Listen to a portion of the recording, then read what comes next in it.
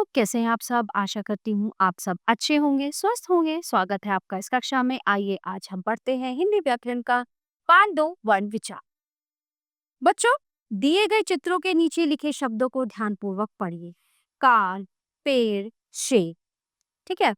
अब उपयुक्त चित्रों को देखकर जब हम इनके नाम बोलते हैं तो हमारे मुख से कुछ ध्वनियां निकलती हैं।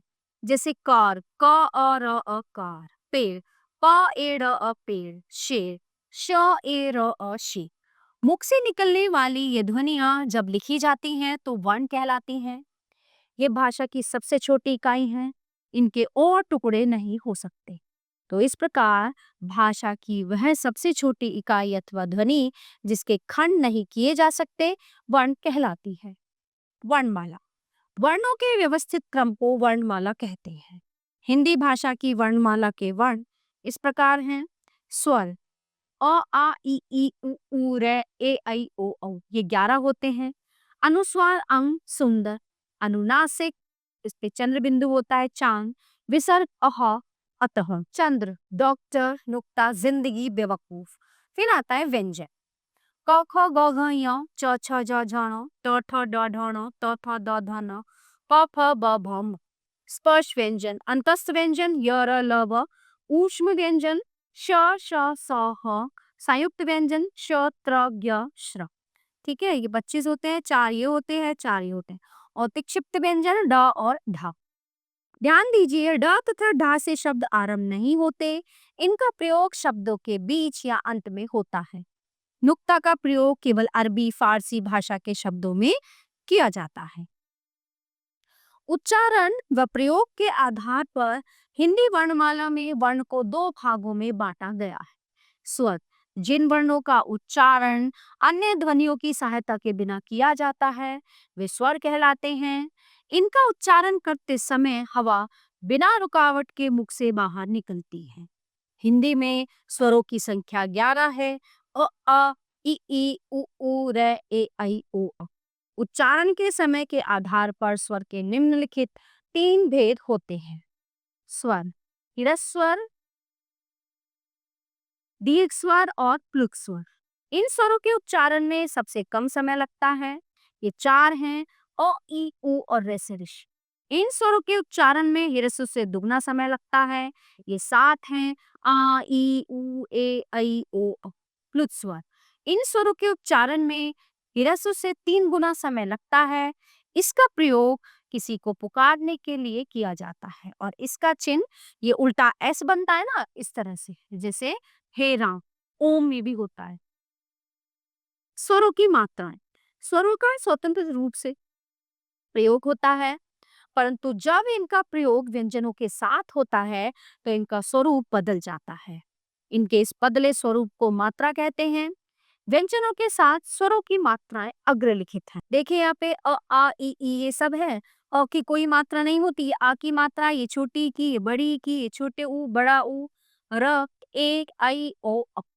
तो इनसे बने कैसे बनते हैं ये? अब, आम, इस, ईक, उस, ऊपर, ऋषि, एक, ऐसा, ओस, ओर। फल, काम, जिन, कील, पुल, जूता, कृषि, केला, कैसा, कोट, कौआ। अयोगला, योग न होने पर भी जो साथ रहे वो अयोग वहा है। अंग और आहा ऐसी ध्वनियां हैं जो न स्वर है न व्यंजन। अनुस्वार, अनुस्वार का उच्चारण करते समय श्वास केवल नाक से निकलती है, जैसे अंगूर, पतंग, चंचल, हंस। अनुनासिक, अनुनासिक का उच्चारण करते समय श्वास मुंह और नाक दोनों से निकलती है और थोड़ी सी गर्म होती है, जैसे आंख, तांगा, पांच, हंसना। विसर्ग, विसर्ग का उच्चारण आधे है के समान होता है। इसका प्रयोग व्यंजनों के पीछे होता है, जैसे अतः, प्रातः आदि। ध्यान दीजिए कि कुछ मात्राएं व्यंजनों के ऊपर, कुछ साथ में तथा कुछ नीचे लगाई जाती है। रा के साथ ऊ की मात्रा, उसके बीच में रू लगाई जाती है। रस ऋषि की मात्रा प्राय व्यंजनों के नीचे लगाई जाती है। व्यंजन, वे वर्ण जिनका उच्चारण स्वरों की सहायता से किया जाता है व्यंजन कहलाते हैं। इनके उच्चारण में हवा रुककर मुंह से बाहर निकलती है। हिंदी में व्यंजनों की संख्या 33 है। संयुक्त व्यंजनों को मिलाकर ये 39 होते हैं। व्यंजन के निम्नलिखित 3 भेद हैं। स्पर्श व्यंजन, जिन व्यंजनों का उच्चारण करते समय जीभ मुख के अलग अलग स्थानों को स्पर्श करती है वे स्पर्श व्यंजन कहलाते हैं। इनकी संख्या 25 है। इन्हें 5 वर्गों में बांटा गया है। प्रत्येक वर्ग का नाम अपने वर्ग के पहले वर्ण के आधार पर रखा गया है। ठीक है। क वर्ग, क ख ग घ ञ, ये कंठ से बोले जाते हैं। च वर्ग, च छ ज झ ञ, ये तालु से बोले जाते हैं। ट वर्ग, ट ठ ड ढ ण, मूर्धा। त वर्ग, त थ द ध न, ये दांत से। और प वर्ग, प फ ब भ म, ये होठ से। जब उनको हम बोलते हैं तो होठ टच होते हैं। इनके उच्चारण में वायु का अवरोध बहुत कम समय के लिए होता है। जिन व्यंजनों के उच्चारण में जीभ मुख के किसी भी भाग को पूरी तरह स्पर्श नहीं करती वे अंतस्थ व्यंजन कहलाते हैं। इनकी संख्या 4 है। य र ल व। ऊष्म व्यंजन, जिन व्यंजनों के उच्चारण में श्वास के तेजी से बाहर निकलने के कारण गर्मी पैदा होती है वे ऊष्म व्यंजन कहलाते हैं। ये भी संख्या में 4 है। श श स ह। संयुक्त व्यंजन, एक से अधिक व्यंजनों के मेल से बने व्यंजनों को संयुक्त व्यंजन कहते हैं। ये भी संख्या में 4 होते हैं। क्ष, क श अ क्षमा, ज अ य अ ज्ञान, त र अ त्र त्रिशूल, श र अ श्रमिक। द्वित्व व्यंजन, जब स्वर रहित व्यंजन का समान स्वर सहित व्यंजन से मेल होता है तब वह द्वित्व व्यंजन कहलाता है। जैसे न न अ गन्ना, त त अ पत्ता, द द अ गद्दा, च च अ बच्चा। संयुक्ताक्षर, जब स्वर रहित व्यंजन का अपने से अलग स्वर सहित व्यंजन से मेल होता है तब वो संयुक्ताक्षर कहलाता है। जैसे विद्या, क्योंकि, रक्त, स्वस्थ आदि। र के विभिन्न रूप, र व्यंजन अपने मूल रूप में तथा अन्य व्यंजनों के साथ संयोग करने पर मात्रा के रूप में प्रयोग किया जाता है। र अपने मूल रूप में रास्ता, रस्सी, रघुनाथ। जब र स्वर रहित होता है तब वो रेफ कहलाता है तथा अपने से अलग वर्ण के ऊपर लगाया जाता है। जैसे र, र्य, सूर्य। जब र से पहले वाला व्यंजन स्वर रहित होता है तब उस व्यंजन को पूरा लिखा जाता है तथा र को उसके नीचे लगाया जाता है। जैसे प्रभा। ठीक है। जो व्यंजन नीचे से गोल होते हैं यानी ट ठ ड ढ, उनके साथ र को इस प्रकार लगाया जाता है।